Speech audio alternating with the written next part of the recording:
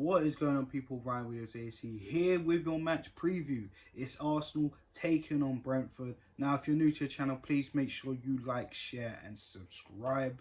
I do want to apologise, of course, not giving you guys the match preview and the match reaction to the Wolverhampton game. If I'm honest, guys, things in the personal life kind of went a little bit hectic, so I do apologise about that. Right, let's just get into this match preview, of course. Brentford. Now, we played Brentford, of course, first game of the season, and it was an absolute farce. Of course, players were out due to COVID, and on top of that, the team was outplayed, outclassed, outmaneuvered, and we just basically got stung, you know, and that's just what it is. Now, of course, a different Arsenal at this time. We are currently battling for top 4 spots, you know, and there are games in hand that we do have. You know, we still got to play Wolves again. We got to play Tottenham as well, which was called off. And I think there's another fixture that is postponed as well, which I can't remember from the top of my head. If there is and there was, guys, let me know down below what game that is. So, how to look at this game? This game, listen, we need to take anything and everything right now because, again, like I said, we got games in hand, but games that we don't have in hand, which are regularly fixtured, we need to start winning them. Our next few games are going to be pretty tough. You know, as fit as the squad are, we need to keep a lot of players healthy.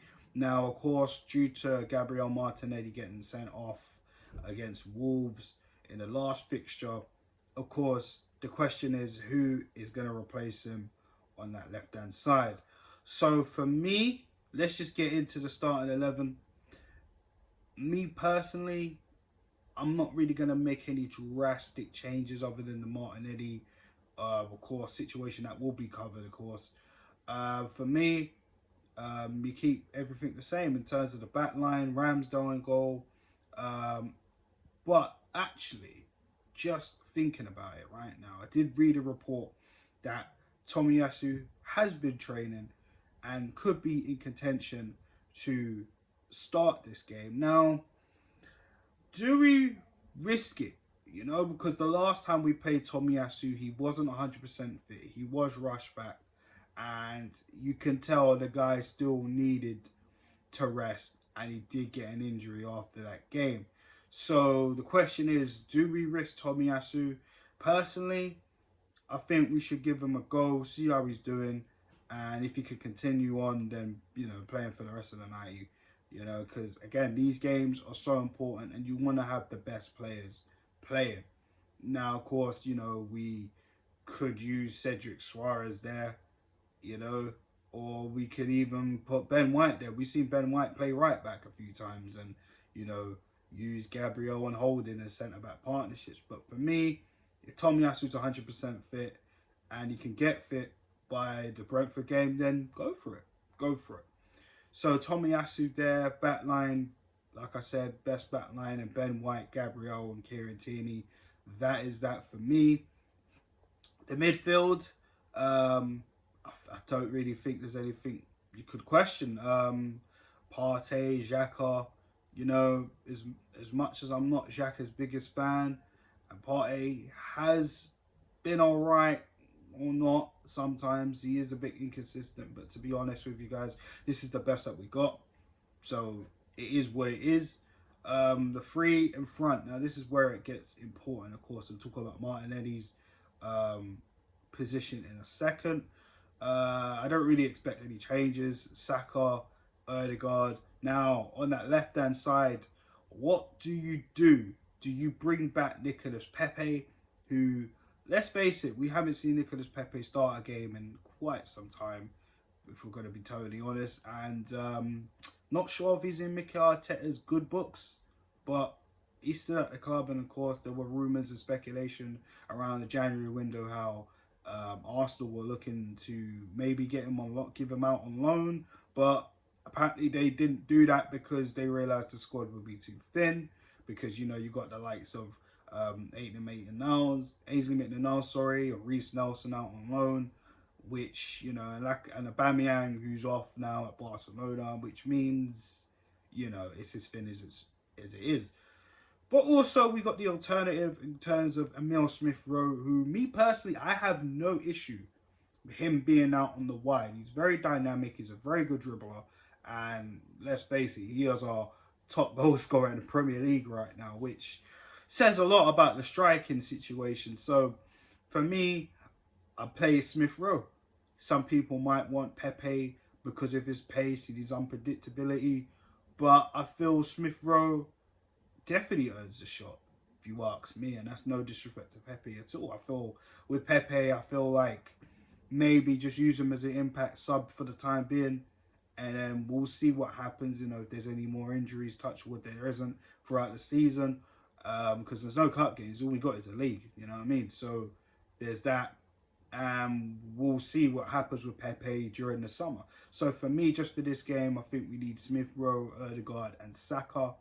You know, and up front, oh dear. Now, this is another one that is a headache.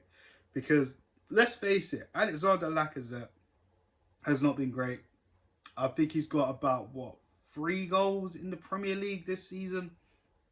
Or is it 4? I'm pretty sure it's 3. Guys, let me know in the comment section down below. He's been poor. He's been poor. We know he likes to drop deep and he likes to bring in the runners, which is good. But as a striker, you need to be in the box. And that chance he had at Wolves was absolutely pathetic. What do we do? Because there is no one else we can put up front unless we take a massive risk and put Nicolas Pepe up front, which has not been tested at Arsenal at all. So what do we do? Do we continue with the likes of Alexander Lacazette? Do we throw Eddie Nketiah there, who, you know, like me, a lot of people are not too keen on starting for Arsenal? In fact, the guy has already stated he's not looking to sign a new contract, regardless of Aubameyang has gone. Lacazette's going in the summer as well. So for me, it's one of them things where it's just like, well, what do you do? And this is the problem why a lot of fans were hoping we'd get a striker in and let Aubameyang go. But unfortunately, the case was we'll rely on Eddie and Lacazette for the remainder of the season, and both are going. So to be honest, I think we're going to have to rely on Alexander Lacazette, who I heard is going to be the Arsenal captain going forward to the end of the season, which, again, is questionable. But a lot of people like Lacazette. You know, I do like Lacazette. I just think his time at Arsenal is up. And, yeah, I think, to be honest, I think we're just going to have to go with that experience over inexperience in terms of Eddie and Kay, you know what I mean? And then if worse comes to worse, then I guess we'll probably have to chuck Eddie on later if Lacazette is having a stinker. But this is the situation at the club right now. We have no recognised striker. And we need to be winning all our games. If we drop any points, then it's going to be tough to even compete for top 4. Me personally, I don't know. I want to be wrong. I really do, guys. I do have faith in the boys, but it's just the squad's too thin.